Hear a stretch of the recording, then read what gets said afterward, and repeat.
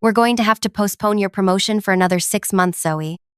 The words hung in the air of Elliot Vance's corner office. My smile froze, then slowly collapsed as I processed what he'd just said. 6 more months. After 3 years of 60-hour weeks, after skipping my cousin's wedding to finish the Lancaster project, after turning down the competitor's offer because Elliot had promised me the senior director position was practically mine. I don't understand, I said, my voice steadier than I felt. The quarterly numbers exceeded projections by 18%. My team's retention is the highest in the division. Elliot leaned back in his ergonomic chair that probably cost more than my monthly rent. He had that practiced look of regret that never quite reached his eyes. It's not about performance, Zoe. The executive team and I feel you need more seasoning before stepping into such a pivotal role. You understand, don't you? I nodded mechanically while something inside me shattered. I'd given everything to this company. Everything. Of course, I heard myself say. I appreciate the feedback. Later that afternoon, the company-wide email went out. Bryce Vance Elliott's 22-year-old nephew, who'd been with the company for all of 4 months, was being promoted to Senior Director of Marketing Analytics. My position, the one I'd been molding myself for since I started. When he found me in the break room, Bryce had the audacity to ask for my help transitioning into his new role. I mean, no one knows this stuff like you do, he said, running a hand through his perfectly styled hair. Uncle Elliot says you're the best, which is why he wants you to show me the ropes. I smiled and congratulated him. My teeth clenched so hard I thought they might crack. Happy to help, Bryce. That night, I cried until I threw up. Hey everyone, I'm Zoe Alden, 32, and God, I still can't believe I'm actually telling this story. If you're new here, make sure to like and subscribe to our channel.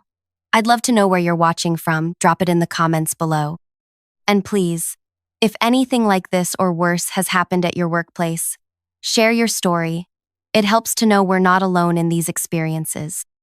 So, let me back up a bit. I was a senior manager at a well-known tech firm in Seattle, the kind of place with beanbag chairs and cold brew on tap that calls itself a family while working you to death.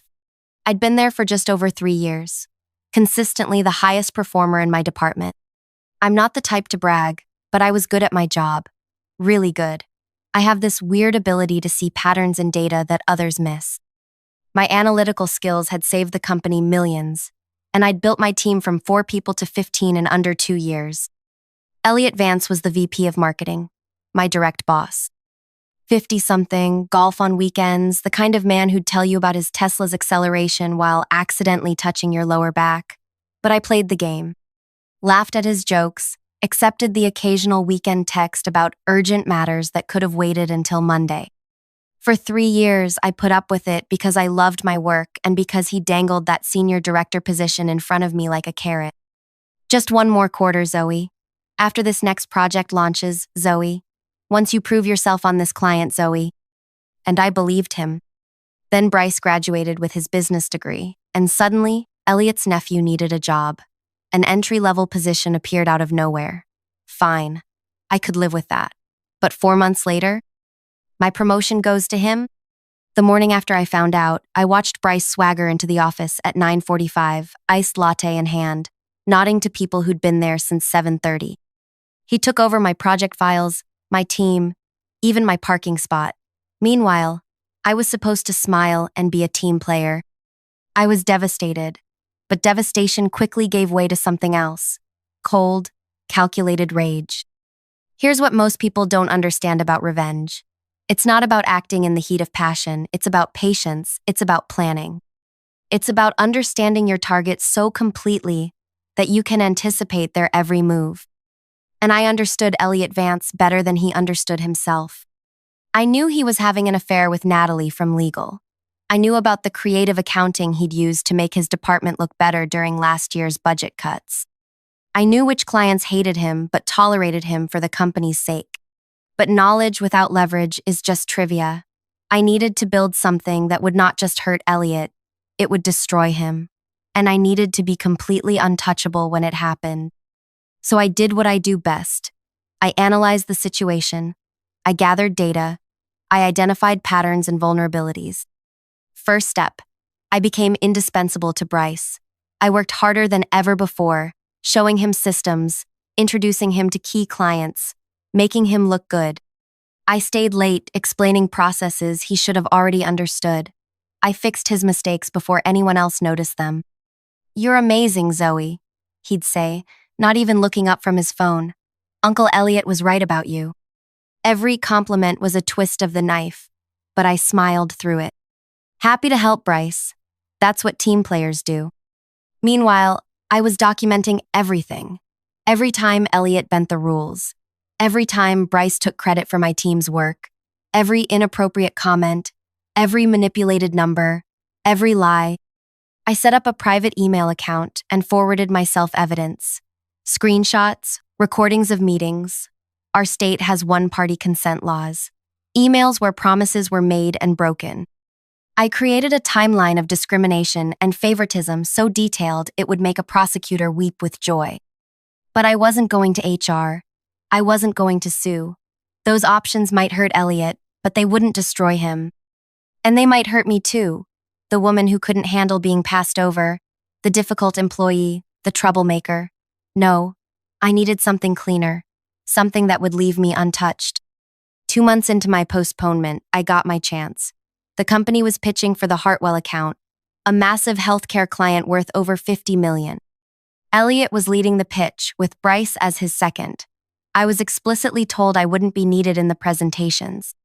"We want to give Bryce room to shine," Elliot explained, not quite meeting my eyes. "You understand." I nodded pleasantly. Of course, but I'd be happy to help with the prep work. That night, as I reviewed the pitch deck Bryce had created, with my data, of course, I noticed something, a massive error in the projections. The kind of mistake that could cost the company the account and make both Elliot and Bryce look incompetent. I should tell them, I thought. Then I closed the file and went home. The day of the presentation, I dressed carefully. Sleek black pants, crisp white blouse, subtle makeup. Professional, forgettable. I sat in the back of the room as the Hartwell executives filed in. Elliot nodded to me dismissively, the loyal employee there to observe and learn.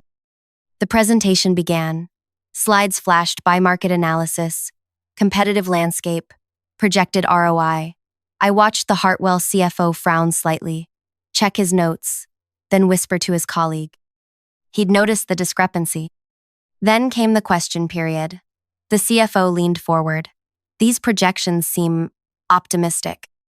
Can you walk us through how you arrived at a 22% year-over-year growth rate when industry standards suggest 8% is ambitious?" Bryce froze. He looked at Elliot, who smoothly stepped in. "Excellent question. Our proprietary analysis suggests that with our approach, we can significantly outperform industry standards." "Bryce, would you like to elaborate on the methodology?" The blood drained from Bryce's face. He fumbled through his notes, stalling. "Well, our team, we analyzed several factors." I raised my hand slightly. Elliot saw it, hesitated, then nodded desperately. "If I may," I said, standing. "The numbers Mr. Vance is referring to come from our preliminary data. We actually have an updated analysis that might address your concerns." I hadn't prepared anything, but I didn't need to. I knew these numbers inside and out. For 15 minutes, I walked the Hartwell team through a revised growth projection, realistic, defensible, and still impressive enough to win their business. I answered questions clearly, confidently, without notes. When I finished, the Hartwell CEO was nodding. "Now that makes sense. Thank you, Ms. Alden," I supplied. "Zoe Alden, Senior Manager of Analytics." "Well, Ms. Alden, your understanding of our market challenges is refreshing. I wish you'd been leading this presentation from the start." The meeting ended. The Hartwell team left, clearly impressed. In the empty conference room, Elliot turned to me, his face a mix of relief and suspicion. "You knew about the error," he said quietly. I kept my expression neutral. I noticed it might be a concern.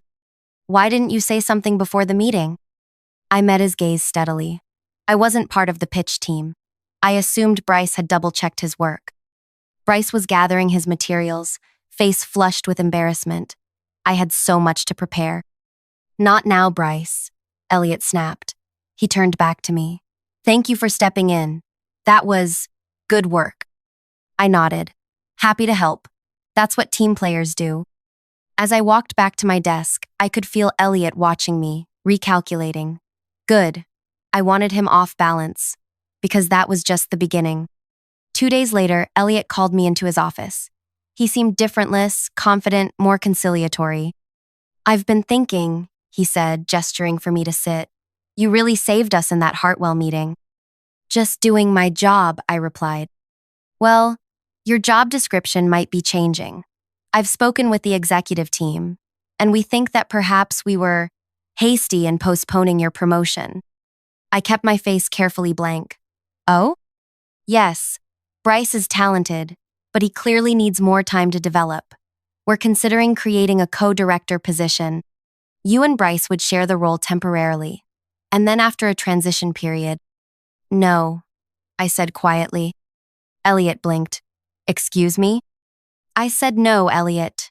I don't want to be co-director with Bryce. He frowned, clearly not used to being refused. Zoe, this is a significant opportunity. Most people in my position wouldn't have had their promised promotion given to the boss's nephew in the first place. I said, my voice still calm. So I'm not interested in half a role that should have been mine months ago. Elliot's face hardened. I'm trying to help you here, Zoe. Don't let pride get in the way of your career. I stood up. Thank you for the offer, but my answer is final. Is there anything else? He stared at me, recalibrating again. No, that's all. As I reached the door, he called after me. This attitude isn't going to serve you well, Zoe. Not here, not anywhere. I turned back, met his eyes. We'll see. That night, I sent an email to Madeline Hartwell, the CEO who'd been impressed with me at the presentation. I'd found her contact information on their company website. I appreciated our conversation during the recent pitch. I wrote, I've been considering new opportunities where my analytical skills might be more valued. If you're open to it, I'd love to continue our discussion. She responded within an hour, inviting me for coffee the following week. When I got home from that coffee meeting, I had a job offer in my inbox. Senior Director of Marketing Analytics at Hartwell Healthcare. 30% more than I was making, plus equity. I accepted immediately. Then I typed up my resignation letter, effective immediately. But I didn't send it. Not yet. First, I forwarded all my carefully gathered evidence, the documentation of discrimination, favoritism, and rule-bending to my private email. Then I emptied my desk after hours, taking only personal items, leaving all company property neatly organized. The next morning, I walked into Elliot's office before he arrived and placed 3 items on his desk: my resignation letter, a USB drive, and a note that simply read, "For your eyes only." Then I waited at my desk, calmly working through emails until I heard Elliot's bellow from down the hall. Zoe, my office, now. I walked in to find him standing behind his desk, face purple with rage, the USB drive plugged into his computer. On the screen was a presentation I'd created titled, The Vance Method, Nepotism, Discrimination, and Financial Misrepresentation at Company. What the hell is this? He demanded. I closed the door behind me. That's a comprehensive record of your behavior over the past 3 years, Elliot. Every promise you made and broke. Every qualified woman you passed over. Every number you fudged to make yourself look better. This is blackmail, he sputtered. No, I corrected him. Blackmail would involve me asking for something in return for keeping quiet. I'm not asking for anything. I've already accepted a position at Hartwell Healthcare. This is just information. You're going to our client? That's a breach of your non-compete. I smiled slightly. Check clause 3.4 of my employment contract. The non-compete only applies to direct competitors in our industry segment. Hartwell is a healthcare provider, not a marketing firm. Different segment entirely. His face contorted with fury. You planned this. All of it. I learned from the best, Elliot. You taught me that merit doesn't matter. Loyalty doesn't matter. Only power matters. So I got some. I gestured to the screen. That presentation isn't going anywhere yet. It's just for you. A reminder that actions have consequences. Are you threatening me? He asked, voice dangerously low. I'm leaving, Elliot. Today is my last day. How you behave going forward will determine whether copies of that presentation find their way to HR, the board, and the industry publications that love a good scandal. I turned to leave, then paused at the door. Oh, and you should know, Madeline Hartwell and I had a lovely conversation about you. She sends her regards. His face went from purple to ashen. Goodbye, Elliot. Good luck explaining to the executive team why their biggest new client specifically requested that you and Bryce be removed from their account management team. I walked out of Elliot's office with my head high while behind me. His phone was already ringing. I could just make out the executive VP's name on the caller ID. I smiled to myself. News travels fast. That afternoon, I watched from the coffee shop across the street as Elliot was escorted from the building by security, carrying a cardboard box of his belongings. His face was a mask of cold fury, but I could see the shock in his eyes. Men like him never expect consequences. I didn't feel the rush of triumph I'd imagined. Instead, there was a quiet satisfaction like solving a particularly difficult equation and knowing the answer was correct. My phone buzzed with messages from former colleagues. OMG, what happened to Elliot? Did you know they fired Elliot? Bryce is freaking out in the conference room. I didn't respond to any of them. Some battles are won in silence. My first day at Hartwell Healthcare was the following Monday. New building, new security badge, new desk. When I introduced myself to my team professionals who knew their worth and weren't afraid to show it, the respect in their eyes was immediate. No one asked who I knew or how I'd gotten the job. They'd seen my work during the pitch. That was enough. I thought that would be the end of it. I'd won. Elliot was gone. I had the position I deserved. Better, even. The story should have ended there. But revenge, once set in motion, rarely stops where you expect it to. 3 weeks into my new role, I received a LinkedIn message from Corinne Vance, Elliot's wife. We need to talk, it's important. I stared at the message for a long time before responding. I knew who Corinne was, of course. I'd seen her at company events. Tall, elegant, with a practiced smile that never quite reached her eyes. She managed a boutique art gallery downtown and moved in social circles that treated work as an amusing hobby rather than a necessity. What would we have to talk about? I replied finally. My husband, your new job, things that shouldn't be discussed over LinkedIn. Coffee tomorrow? Against my better judgment, I agreed. The next day, I met Corinne at an upscale cafe far from both our workplaces. She was already there when I arrived, a porcelain cup of untouched tea in front of her. Up close, she looked different than I remembered, thinner, with dark circles beneath her expertly applied makeup. Thank you for coming, she said as I sat down. Her voice was steady, but I could see tension in the set of her shoulders. I was curious, I admitted. I'm not sure what we have to discuss. She met my eyes directly. I know what you did. To Elliot. I kept my expression neutral. I accepted a job with a different company. That's all. No, she said quietly. That's not all. You took everything from him. The job, the reputation, the future, all of it. I felt a flicker of unease. I think you're overestimating my influence. Am I? She reached into her designer bag and pulled out a familiar-looking USB drive. My USB drive. He showed me everything. Your little presentation, the emails, the recordings, all of it. My stomach tightened. Then you know what kind of man your husband is. A bitter smile crossed her face. I've known what kind of man Elliot is for 23 years, Zoe. Did you think you were revealing some great truth to me? I didn't know how to respond to that. Corinne took a sip of her tea, grimacing slightly as if it had gone cold. He can't find work, she continued. Not in this city.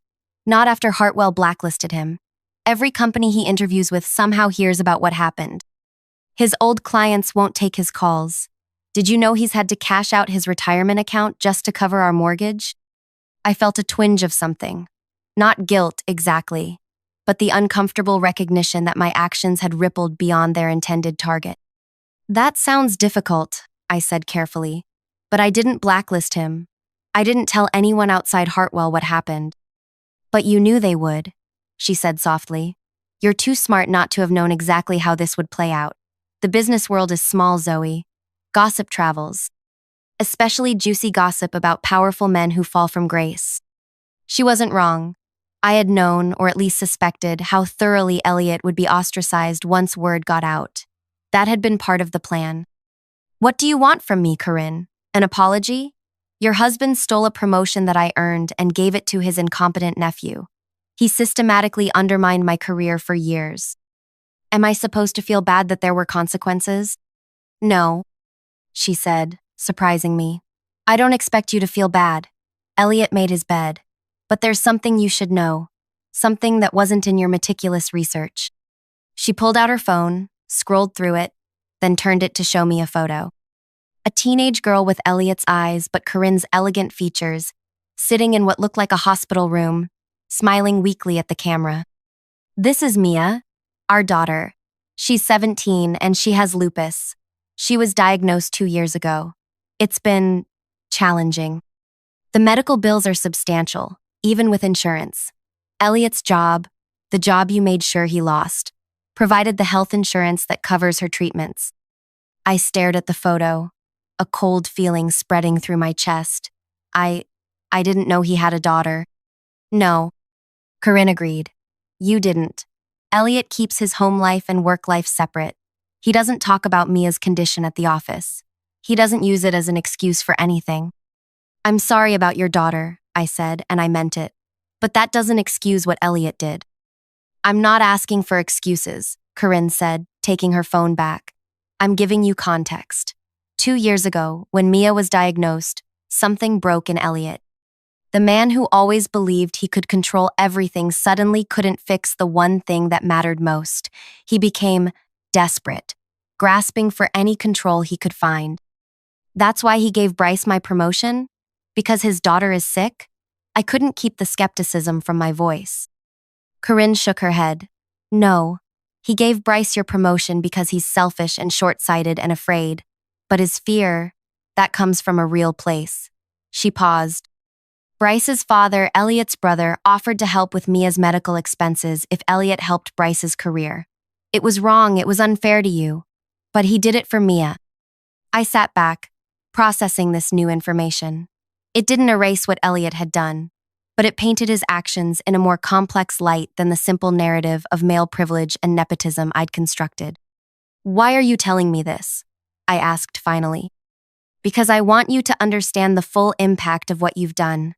Her voice was calm, not accusatory. You've punished Elliot, yes, but you've also punished Mia. Our insurance coverage ends in 60 days. Without it, her medications will cost over $4,000 a month. Treatments even more. The silence between us stretched uncomfortably. What do you expect me to do about that? I asked finally. Nothing, Corinne said, standing up. You won't do anything. You'll go back to your new job and your new life, and we'll figure something out. We always do. I just wanted you to know that revenge is rarely as clean as we hope it will be. There's always collateral damage. She left without another word, leaving me sitting alone with my cooling coffee and a knot of emotions I couldn't quite unravel. That night, I couldn't sleep. I kept seeing Mia's face on Corinne's phone. I told myself it wasn't my responsibility. I told myself Elliot could find another job, maybe not in this city, but somewhere. I told myself a lot of things. None of them helped. The next morning, I called Madeline Hartwell and requested a meeting. She seemed surprised, but agreed to see me that afternoon. In her office, surrounded by the trappings of the success I'd worked so hard to achieve, I told her everything. About Elliot, about Bryce, about the manipulation and the postponed promotion, about my careful documentation and calculated revenge, and finally, about Mia. When I finished, Madeline was silent for a long moment. That's quite a story, she said finally. Why are you telling me this now? Because I need to know if you blacklisted Elliot Vance. She raised an eyebrow. Would it matter if I had? Yes, I said simply. It would matter to a 17-year-old girl who needs medical care. Madeline studied me thoughtfully. When you approached me about a position here, You demonstrated exceptional analytical skills and strategic thinking. But do you know what really impressed me? The fact that you stood up in that meeting and saved a presentation that wasn't yours to save.